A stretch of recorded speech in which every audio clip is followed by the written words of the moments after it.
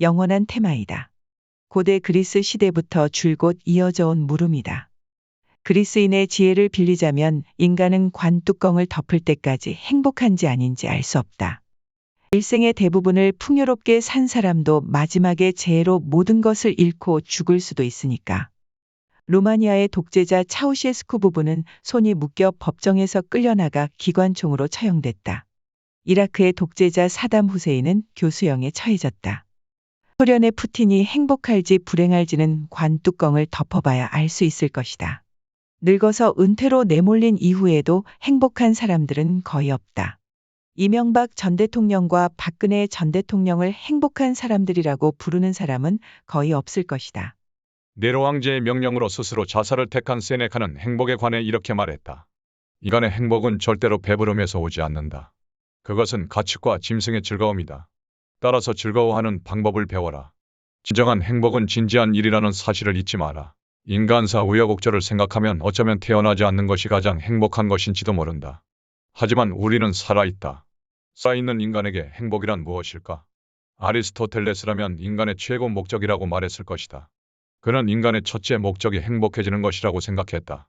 우리의 모든 행위에는 목적이 있다. 그리고 모두의 궁극적인 목적은 하나다.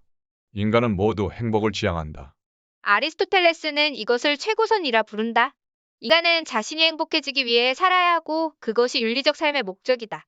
아리스토텔레스 일의 행복을 최고선이라고 여기는 생각은 철학의 전통이 되었다. 아무도 부정하지 않았고 마침내 18세기 칸트에 이른다. 칸트는 양면가치적인 모순된 입장을 취한다. 그는 도덕을 정원적 명제에서 구한 바 도덕과 행복이 연관되기를 요구한다. 어려운 방식이다. 정원 명제는 그것 자체를 목적으로 해야 하고 다른 목적을 가져서는 안 되기 때문이다. 예컨대 너는 모든 사람이 지켜야 할 계율에 따라 행동이라처럼 주체적이고 형식적인 원리이다. 그러므로 행복을 목적으로 하는 행동은 설령 타자의 행복을 목적으로 하는 것이라도 도덕과 관련이 없다. 칸트도 최고선인 행복이라는 개념을 버린 것은 아니다.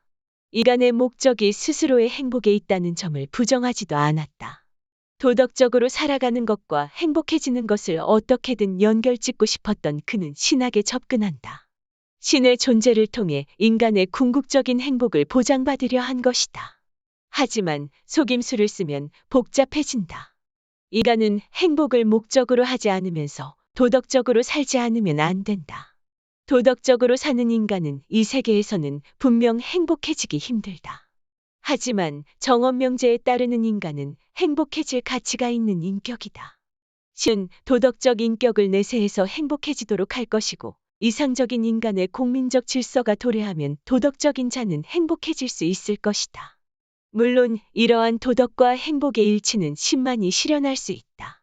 여기서 칸트는 행복을 위해 이성의 범위에서 배제한 신학을 도입한 것이다.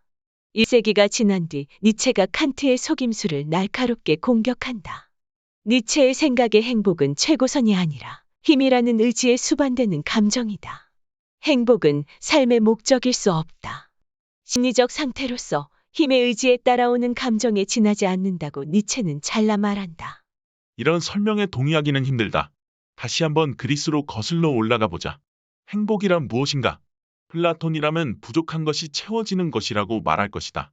그는 에로스에 대해서 생각하길.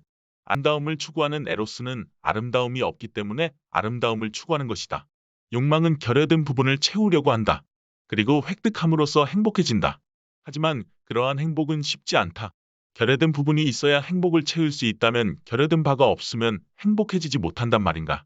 행복해지려면 먼저 불행해지지 않으면 안 된다는 것인가? 그리고 채워지면 정말 행복해지는 걸까? 결여된 것이 충분하게 채워지면 그 순간 바로 행복은 사라질지 모른다. 손에 닿는 것이 모두 금으로 변하여 먹을 것도 없는 미다스왕처럼 말이다. 이러한 행복의 불행을 날카롭게 간파한 이가 쇼펜하우어이다. 의지만이 선한 것이라고 생각한 칸트를 비판하면서 쇼펜하우어가 생각하는 최고의 선은 행복이 아니라 그럴 의사가 생겨나지 않는 상태이다. 조금 피곤해진다. 이렇듯 행복의 역설에 빠지지 않는 행복이란 없을까? 욕망을 뭔가가 부족한 쪽이 아니라 덧붙이는 쪽으로 돌릴 수는 없는가? 프랑스어로 행복은 본으로이다. 좋은 시간이다. 즐거운 때를 보내는 것이 행복이다라는 따위의 행복 정의는 없는가? 기쁨의 감정을 넓히는 것이 선이라고 생각한 철학자가 있다. 스피노자이다. 기쁨을 늘리는 것이 선, 줄어들면 악. 그는 선은 존재자에게 긍정적인 척도에 지나지 않는다고 생각했다. 행복은 궁극적인 목적이나 최고선에 휘말리지 않아도 된다. 발차기 연습을 생각해보자. 일상생활에서는 발차기를 못하고 몰라도 된다. 못하는 것은 결여가 아니다. 하지만 어느 날 발차기를 배우자고 계획한다 치자. 처음에는 넘어지고 하이킥은 엄두도 내지 못한다. 또 엉덩방아를 찢는다. 그러나 차츰 능숙해지며 돌려차기와 뒤차기도 찰 수 있다. 180도 다리 찢기는 물론 360도 점프 뒤차기까지 할 수 있을지 모른다. 얻은 휙킥 돌려차며 회전하며 달린다. 이제 연습하는 과정 자체가 즐거워진다. 그렇다. 능력 하나를 익혀서 능숙해지는 것만으로도 사람은 행복해질 수 있다. 배고픔이나 갈증과 무관하다. 자신의 능력을 소박하게 긍정하고 그것을 누림으로써 행복을 발견한다. 물론 발차기는 작은 예이지만 말이다. 행복이란 무엇인가? 마지막으로 이제 반대로 생각해보자. 불행이란 무엇인가? 여기서 아무래도 시몬 배우를 불러보게 된다. 불행한 사상가. 확실히 시대도 나빴다. 제1차 대전에서 제2차 대전에 걸친 불행한 역사를 유대인으로 맞섰다. 더욱이 공장이나 전쟁통의 병원 등 그야말로 불행의 집합 같은 힘든 장소에 자청하여 들어가는 그런 사상적인 체질을 갖추었다고 할 수 있을 정도다. 하지만 배유 역시 불행을 매우 싫어했다. 그래서 오히려 불행이 인간에게 주는 무게에 눈을 돌릴 수가 없었던 것이다. 철학자 배유에게 들어보자. 불행이란 어떤 것인가? 불행은 한동안 신의 부재를 만들어낸다. 죽은 사람보다도 없는 존재로 느껴지고 캄캄한 독방의 빛보다도 느끼기 힘들다. 일종의 공포가 영혼에 침투한다. 이 부재의 시간 동안 사랑해야 할 것은 없다. 무서운 것은 사랑해야 할 것이 없는 이 어둠 속에서 영혼이 사랑하는 것을 포기하면 신의 부재가 결정적이 된다.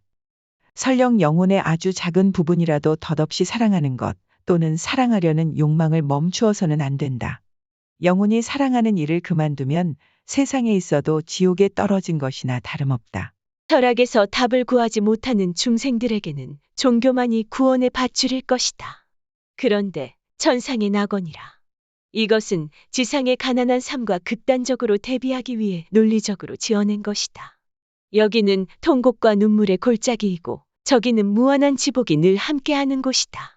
그러나 그 지복이 어떤 행태인지에 대해서는 기독교도 답을 하지 못한다. 코란이 생생하게 묘사하는 이슬람의 낙원에도 향유의 근본적인 조건, 즉 비교가 없다. 한편으로 기독교의 낙원은 태초의 행복 상태로서 아담과 이브가 에덴 동산에서 누린 짧은 행복을 가리킨다. 아니, 칸트와 쇼펜하우어의 말이 맞다면 불행이 선행되어 있지 않기에 향유할 것도 없는 그런 상태이다. 성경 말씀에 따르면 에덴 동산에는 고통도 근심도 땀도 없다고 했기 때문이다. 다른 한편으로 기독교의 낙원은 심판의 날 이후에 찾아올 행복 상태, 즉 신과 천사, 부활한 자들의 천국이다. 그런데 이곳에서 어떤 삶이 펼쳐질지에 관해서는 성경에도 아무런 기록이 없다. 그렇구나. 죽음이란 날마다 밤이 오고 해마다 겨울이 찾아오는 이치와 같이 피할 수는 없는 일이다. 밤이나 겨울이 다가오면 우리는 준비를 한다. 그렇듯 죽음에 대한 준비는 단 하나밖에 없다. 훌륭한 인생을 사는 것이다. 우리들이 훌륭한 인생을 살면 살수록 죽음은 더욱더 무의미한 것이 되며 그에 대한 공포도 없어진다. 그러므로 성자에게 죽음이란 있을 수 없다.